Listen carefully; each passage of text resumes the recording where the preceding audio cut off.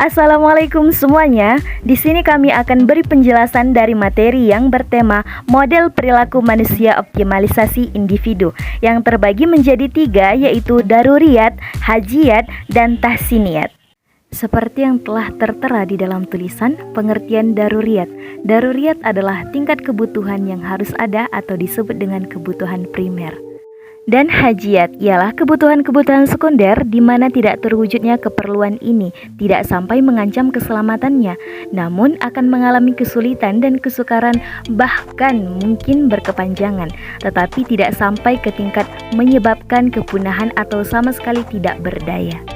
Sedangkan tahsiniyat adalah keperluan dan perlindungan yang diperlukan dalam kehidupan menjadi nyaman dan lebih nyaman lagi, mudah dan lebih mudah lagi, lapang dan lebih lapang lagi.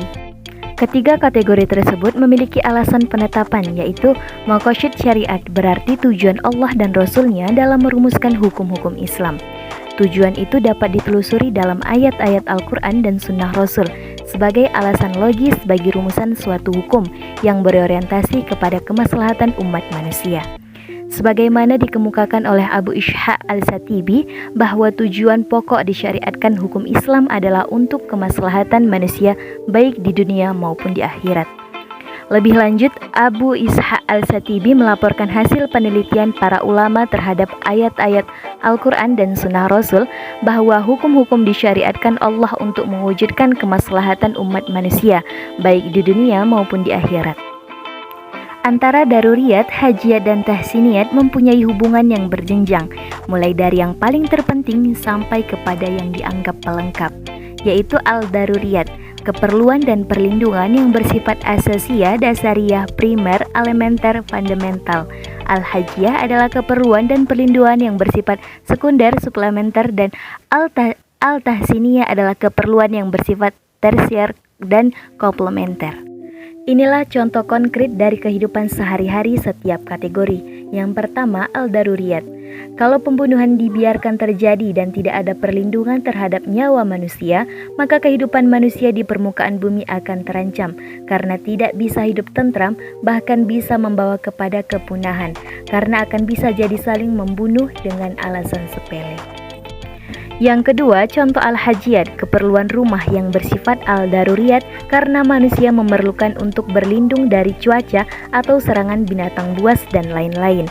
Tempat yang masuk dalam kategori al-daruriyat untuk memenuhi kebutuhan dasariah di atas tidak mesti rumah yang dibuat dari kayu atau batu yang kokoh, tetapi kemah atau pondok pun dapat digunakan untuk memenuhi keperluan dasariah. Dan yang ketiga, contoh al-tahsiniyah, yaitu tidur di atas kasur, memasak, makan, menyediakan berbagai jenis bumbu, menciptakan dan menggunakan berbagai alat untuk transportasi. Masuklah kita ke dalam keseimbangan internal dan eksternal. Pengertian keseimbangan internal adalah paduan dari tercapainya segenap sumber daya secara optimal dan stabilitas atau kemantapan tingkat harga. Pengertian keseimbangan eksternal adalah tercipta bila neraca transaksi berjalan masing-masing negara tidak berada dalam defisit yang parah, sehingga negara yang bersangkutan tidak mampu membayar utang-utang luar negerinya, maupun dalam surplus yang luar biasa besarnya sehingga negara-negara lain tidak sanggup memikul di masa mendatang. Seperti pengertian pada umumnya, konsep diri merupakan kesadaran seseorang mengenai siapa dirinya. Menurut Dougston dan Rexman, konsep diri adalah sekumpulan keyakinan dan perasaan seseorang mengenai dirinya. Keyakinan tersebut bisa berkaitan dengan bakat, minat, kemampuan, dan penampilan fisik, dan sebagainya. Pengertian keluarga dalam bahasa Arab disebut ahlun. Selain kata ahlun, kata yang memiliki arti keluarga ali, asyirah, dan qurba. Kata ahlun berasal dari kata ahila yang berarti senang, suka, atau ramah. Jelas pemaparan materi, pengertian lingkungan hidup. Lingkungan hidup adalah sistem yang merupakan kesatuan ruang dengan semua benda, daya, keadaan, dan makhluk hidup, termasuk di dalamnya manusia dan perilakunya yang mempengaruhi kelangsungan kehidupan dan kesejahteraan manusia, serta makhluk hidup lainnya sebagaimana firman Allah dalam Quran Surah Al-Baqarah ayat 164, yang berbunyi, Sesungguhnya dalam penciptaan langit dan bumi, silih bergantinya malam dan siang, bahtera yang berlayar di laut membawa apa yang berguna bagi manusia, dan apa yang Allah turunkan dari langit berupa air, lalu dengan air itu Dia hidupkan bumi. Dan Dia sebarkan di bumi itu segala jenis hewan, dan pengisaran angin dan awan yang dikendalikan antara langit dan bumi sungguh terdapat bagi kaum yang memikirkan.